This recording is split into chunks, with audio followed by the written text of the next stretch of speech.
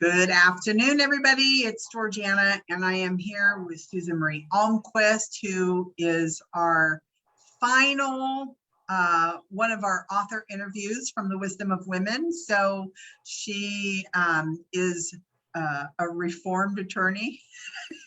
Is that what it is? A reformed attorney, but you know, you can see she's with Legal Shield, and you know, one of the things that I love, Susan, how did we meet? I think we met here in Millions of Women Strong, right? We did. Yeah. I've been so impressed with what you're doing. Yeah, but I was so impressed when we got connected about your commitment to small business owners and, you know, basically CYA, right? Covering our asses, what we need to be responsible for, what we can do, and that sort of thing. And, you know, you had me look at things in a new way for myself and my business. And so, and I appreciate that, because it was really just information that you were giving me, and which is so important. So, so why don't you do a little bit more formal introduction of yourself than just a recovering attorney, as I say. So I'd be happy to do so. Thank you so much for having me on here. This is just super fun. I love what Millions of Women Strong is all about. And I became a founding member right away as soon as I discovered it. And it's just been a pleasure getting to know you and some of the women in the community. It's just a great way to network and build relationships and support each other in success of all sorts. And I live in Corvallis, Oregon, and as you said, I was an attorney for 12 years actually, and following in my father's footsteps because he was an attorney before me. And then I started having kids, and you know, the traditional practice of law just wasn't going to let me spend the kind of time I wanted to spend with my kids. I didn't just have them to never see them. And so right about that time, I started doing some other stuff. Like I was teaching part-time at a branch university, and the librarian became my friend, and she took me to lunch and introduced me to Legal Shield and ID Shield. And now I've been a happy representative with them for 19 and a half years, going on 20 years in December. Yeah. Wow. It's so, and so I just want to say, I'm looking over here, there's people watching. If you have questions that you want to ask Susan Marie, just put them in the comments and I'll deliver them to her. So, and thank you for being with us. So tell us a little bit, you know, when you and I talked, you were talking about, originally you were talking about, I don't know specifically what it was, but it was something about what small business owners really can come up against when it comes to legal stuff, and how can we protect ourselves. And, you know, I know beyond just getting Legal Shield, what are some of the things that we need to kind of be aware of? Yeah, and that's a great question, Georgiana, because I think most business owners, here's the thing, you're good at your business, right? Like you're just focused on delivering the content of what you do, or bringing the best service or the best products that you possibly can to your community. And it's hard to also be good at the back end, right? Like what are the regulations that are changing almost on a daily basis, it seems like right now, for example, with respect to COVID?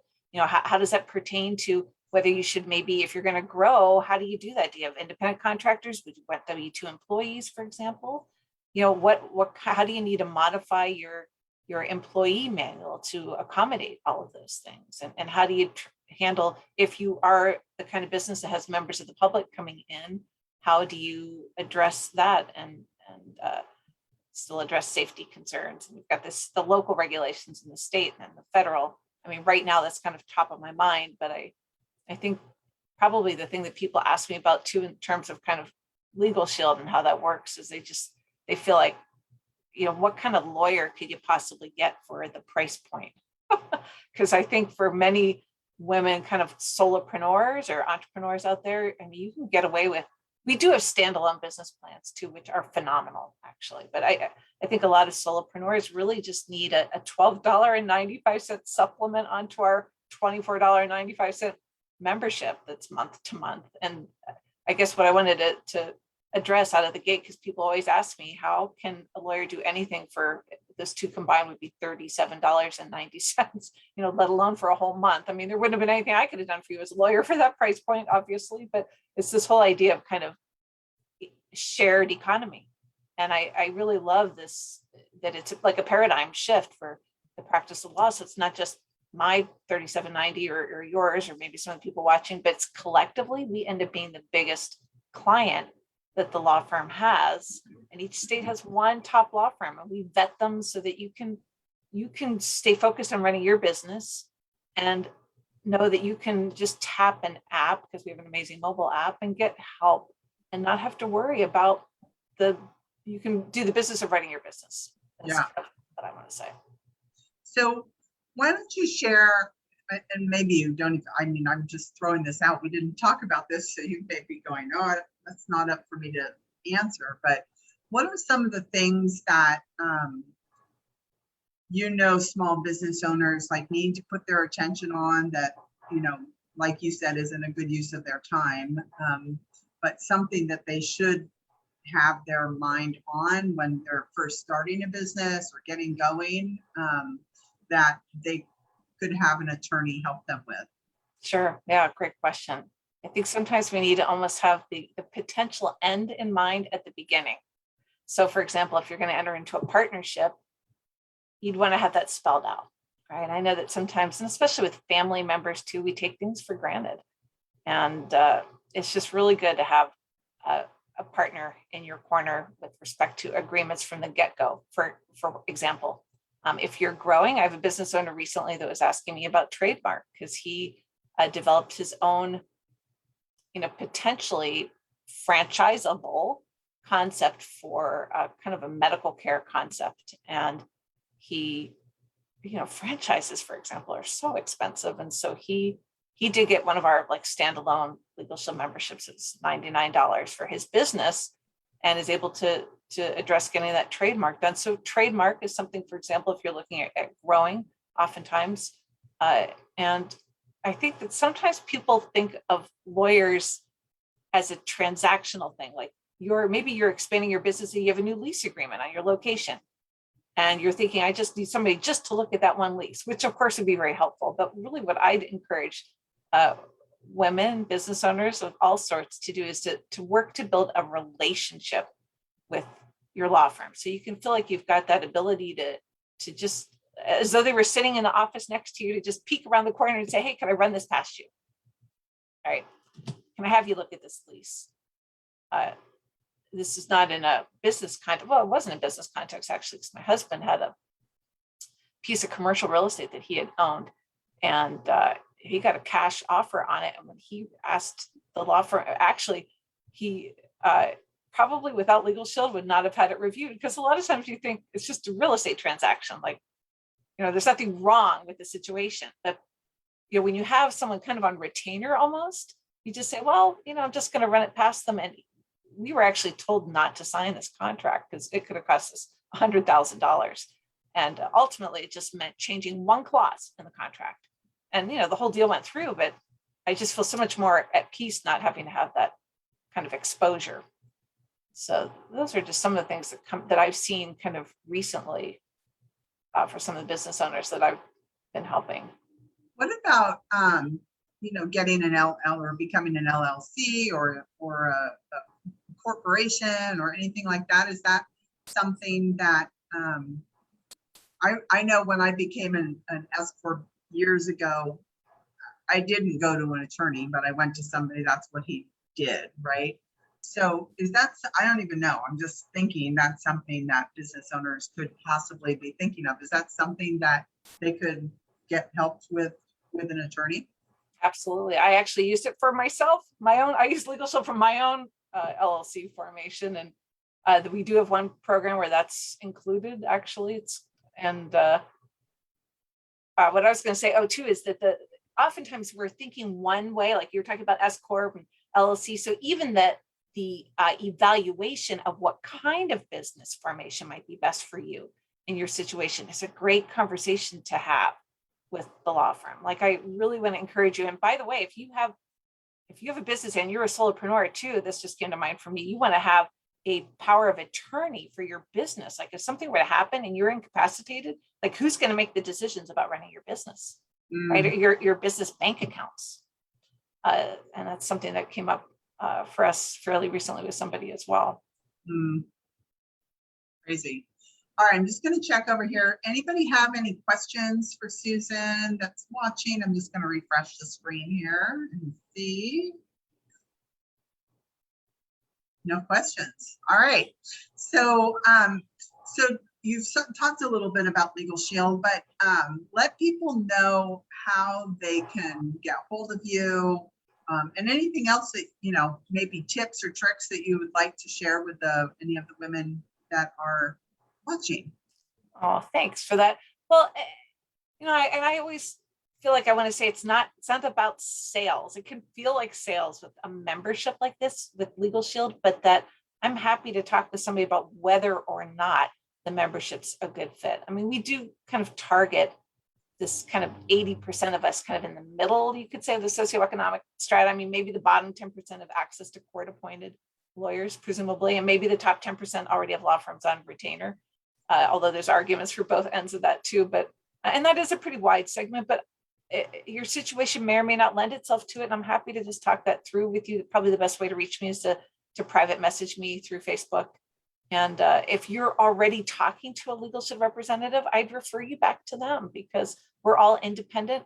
And even if you have questions and you're talking to somebody, I'll refer you back to them because I definitely want to honor that. But if you don't have a representative that you're working with, I would urge you to make a connection with me. Anything that I do actually through Millions of Women Strong, I give back to them a certain percentage because I really want to support the work that they're doing. So again, I'd be happy to just have that conversation because sometimes I think people hesitate just because there's such an association with lawyers being expensive and because usually they are. So we think, right? Like they price themselves out of the market for most attorneys. And so you might have life situations and business situations that you think, oh, I don't know that it's even worth the money because you're thinking of the traditional paradigm where it's a high hourly. I mean, even our most expensive business plans are $169 a month, not an hour. I mean, most business attorneys are going to cost more than that per hour. So my encouragement would be, even if you have something that you think's a little issue, or you're not even sure if it's a legal issue per se, I'm happy to just talk that through with you. And actually, so are our law firms. So if you are a member and you're listening and you're not sure, I want to encourage you to use your membership because it's not like insurance. You know, insurance people don't want to use because usually something bad has to happen. But this, where you want to encourage utilization and empowerment. It is interesting. I mean, I've been a member off and on for years, and I mean, there's things that you get for free, like your will and all this. I mean, this is becoming a commercial now for Legal Shield, which isn't really what it's about, but it's very exciting to know that there are so many things that you can just get help with that you probably don't even think about or don't want to think about. So, and it is good. It's a good reminder to use it because I'm not good at that either. So, well, and you know, if you have a spouse or a significant other and kids up to 26, you know, they all have access to the same, you can all be on one membership. And I might just mention this to being a mom, because one of my daughters is here in Corvallis, which is lovely. And one of my daughters is in New York City. And and she's still in college. So I love that as one family unit, you can have everyone have the mobile app on their phone. So she could be in New York City and have access to her law firm, even 24 hours a day. We have an emergency access portion. That's like my peace of mind part of the membership while I'm here in Oregon. Not that you'd ever need that necessarily, but it's just an interesting feature. It's so awesome. And I'm so grateful to have you in our community and to be somebody that has made a huge contribution to me as well. And so I very much appreciate that and I'm very grateful for you. And thank you for being one of the writers of the inaugural issue of Wisdom of Women. I'm so excited about that. You just have a vision, Georgiana, for what women can accomplish when they come together. And I think part of where we connected too is there's a Ladies of Justice initiative inside of Legal Shield. And there's just so many complementary ways that fits. And I just love what you're doing here. I do my best to plug into all the different things that you've got going on. Just thank you for your work and dedication. I can't wait for the journal to come out. So Thank you. Yeah, thank you. Well, it's exciting. I'll put the link for the journal so you can see Susan Marie's article and all the other women. Today this wraps up our, this is our final interview for the authors of The Wisdom of Women. And so hopefully you've had a chance to take a look at it. If not, I'll put the link in the comments below. Our next issue will be coming out in October. Yes, in October. So if you are interested in being one of the contributing authors, certainly get a hold of me. I would love to. We're looking for more contributing authors of all different topics, so relevant to business owners. So would love to talk with you. Thank you, Susan Marie, for being with me today. And thank you, everybody, for being one of the members of Millions of Women Strong. And we will see you next time. Thanks, everybody. Thanks, Georgia. Yeah. Thank Bye-bye. you. Bye-bye.